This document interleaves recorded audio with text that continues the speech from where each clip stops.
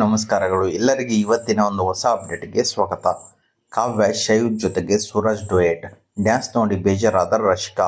Big ಬಾಸ್ನಲ್ಲಿ ನಡೆಯುತ್ತಿರುವ ಬಿಬಿ ಫೆಸ್ಟಿನಲ್ಲಿ ಸೂರಜ್ ಸಿಂಗ್ ಮತ್ತು ಕಾವ್ಯ ಶೈವ್ ಅವರ ರೊಮ್ಯಾಂಟಿಕ್ ಡುಯೆಟ್ ಡ್ಯಾನ್ಸ್ ಎಲ್ಲರ ಗಮನ ಸೆಳೆದಿದೆ. ಆದರೆ ಸೂರಜ್ ಜೊತೆ ಸಖತ್ ಕ್ಲೋಸ್ ಆಗಿರುವ ರಶಿಕಾ ಶೆಟ್ಟಿ ಈ ಡ್ಯಾನ್ಸ್ ನೋಡಿ ಯಾಕೋ ಬೇಜಾರಾದಂತೆ ಕಾಣಿಸಿದ್ದು ಎಲ್ಲರ ಚರ್ಚೆಗೆ ಗ್ರಾಸವಾಗಿದೆ. ಪ್ರೇಮ ಕಾವ್ಯ ಧಾರಾವಾಹಿಯ ನಟಿ ಪ್ರಿಯಾ ಆಚಾರ್ ಹಾಗೂ ಭಾಗ್ಯಲಕ್ಷ್ಮಿ ಧಾರಾವಾಹಿಯ ನಟಿ ಸುಷ್ಮಾ ರಾವ್ ಬಿಬಿ ಫೆಸ್ಟ್ ಎಂಟ್ರಿ ಕೊಟ್ಟಿದ್ದಾರೆ. ರೆಡ್ ಹೌಸ್ ತಂಡದ ಸದಸ್ಯರಾದ ಕಾವ್ಯ ಹಾಗೂ ಸೂರಜ್ ಸಿಂಗ್ ಡುಯೆಟ್ ಪರ್ಫಾರ್ಮೆನ್ಸ್ ನೀಡಿದ್ದಾರೆ. ರೊಮ್ಯಾಂಟಿಕ್ ಹಾಡಿಗೆ ಹೆಜ್ಜೆ ಹಾಕಿದ್ದಾರೆ. ಸೂರಜ್ ಕಾವ್ಯ ಕೆಮಿಸ್ಟ್ರಿಗೆ ಕಲರ್ಸ್ ನಾಯಕಿಯರು ಕೂಡ ಫಿದಾ ಆಗಿದ್ದಾರೆ. ಆದರೆ ಸೂರಜ್ ಕಾವ್ಯ ರೊಮ್ಯಾಂಟಿಕ್ ಡ್ಯಾನ್ಸ್ ನೋಡಿ ರಶಿಕಾ ಯಾಕೋ ಸ್ವಲ್ಪ ಬೇಜಾರಾದಂತೆ ಕಾಣ್ತಿದೆ. ಇದು ಎಲ್ಲರ ವಾದವಾಗಿದೆ.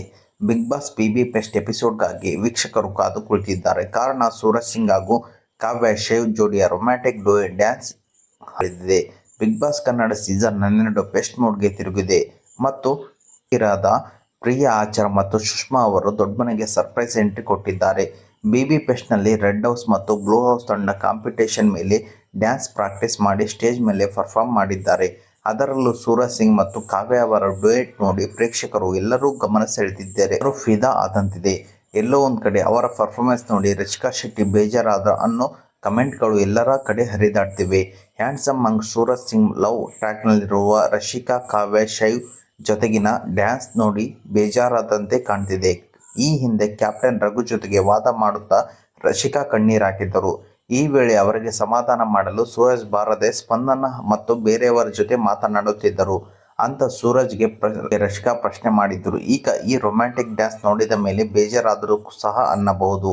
ಗೌಡ ಹಾಗೂ ಗಿಲ್ಲಿ ಮಾಸ್ ಹಾಡಿಗೆ ಸ್ಟೆಪ್ ಹಾಕಿದ್ದಾರೆ.